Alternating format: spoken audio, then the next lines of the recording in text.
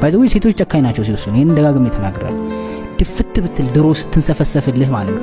ድሮ ቀና ብላ ማየት በሙሉ አይን የምትፈራ፣ ድሮ በሙሉ አይን መናገር የማትችለው፣ ድሮ አንተ አልበላህም ብላ ቀን ሙሉ ምግብ ሳትበላ የምትውል ማለት የቆረጠችለትና የወሰነችለት ግን ማለት ነው ድንጋይ ለምናት ነው።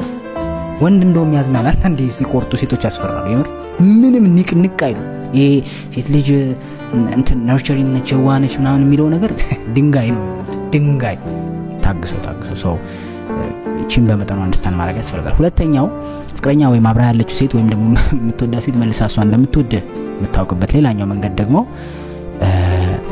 በጣም ወንድ እንድትሆንላት ትጥራለች።